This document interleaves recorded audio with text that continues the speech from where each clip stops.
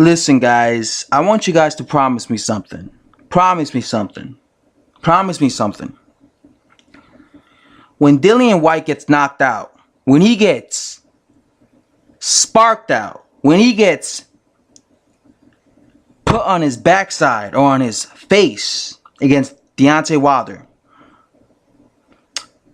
in about 5 to 8 rounds, please do not come to my channel and say and do a 360 on Dillian Whyte and betray Dillian Whyte and say stuff like, well, Dillian Whyte, he really didn't fight anybody, and downgrade Dillian Whyte and act like Dillian Whyte was never even that good. Please don't do that, because a lot of my UK subscribers are high on Dillian Whyte. They're high on him. A lot of the UK channels that I'm subscribed to are high on Dillian Whyte. A lot of them tend to think that Dillian Whyte would actually beat Deontay Wilder. He's not going to beat him, and he's going to get knocked out against him. That's just how I feel. If you don't agree with my opinion, get over it. I'm not here to be friends with anybody. Anyways, so what I'm saying is this: when Dillian Whyte gets knocked out, in your post-fight videos, or in my comment section when you come to my post-fight analysis when I'm making fun of and mocking Dillian Whyte for being knocked out against Deontay Wilder, give Deontay Wilder full credit. Don't betray your man Dillian Whyte. Don't betray him.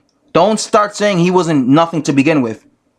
I mean, look at me. When Erickson Lubin was set to fight Jermall Charlo, I was making video after video, you know, praising Erickson Lubin. I was praising him. I was saying he was going to beat Jermall Charlo. And look at what happened. He got knocked out in like 90 seconds. But did I come on here and did I say that Erickson Lubin was a bum, he was a hype job, he was overrated? No. I still support Erickson Lubin. I still think he could be a champion. I still think he's a top prodigy prospect. He was just too green. I came on here and I actually said, I gave Jermall Charlo his props. I said he's the best 154-pound fighter at the moment. I gave him his just due. You know why I was able to do that? Because I'm a man. A lot of these channels, they're not man. They are fanboys. They're sensitive. So if their fighter loses, they're not man enough to come on here and be like, you know what, I was wrong. You know. But hey, to each their own, you know. That's just the way people are built. Some people just don't have the man in them to do that. So all I'm asking for all you UK, particularly UK, because boxing, a lot of Dillian Whyte fans come from the UK. I will know this because I have a lot of UK subscribers, and I see them telling me things about Dillian Whyte, how fantastic he is all the time, right? You know, Mr. T, aka Mr. T. So all I'm saying is, don't betray your man Dillian Whyte. Do not betray your man Dillian Whyte.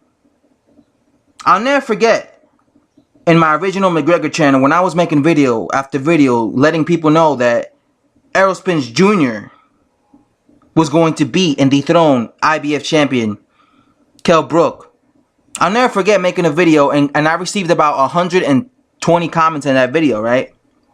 And about 80 out of those 120 comments were UK boxing fans, Kell Brook fans insulting me, saying I was a dumb American, a dumb Yank, saying I knew nothing about boxing, saying that Errol Spence Jr. was Jeff Horn 2.0, basically discrediting him, shaming him, saying he was not good at all, saying that Kell Brook was going to school him. And you want to know what happened?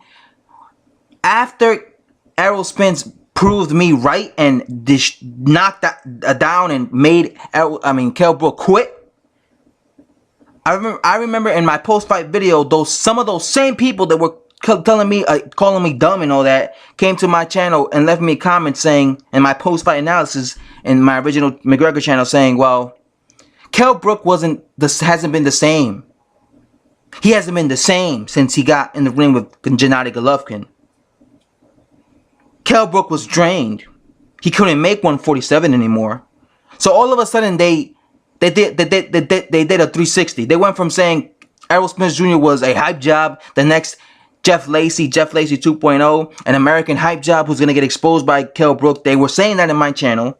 And because their boy lost, and because they didn't have the balls to accept and give the guy who beat their guy that they picked to lose against their guy credit, because they didn't have the balls to do that, they instead chose to discredit Errol Spence Jr.'s victory over Kell Brook by saying that Kell Brook was damaged goods against Gennady Golovkin and that Kell Brook was drained. They tried to discredit him because they weren't real men, you know. So that's all I'm saying. Don't change your tune with me when he gets smoked by Deontay Wilder. Don't do that. Don't do that. I'm out.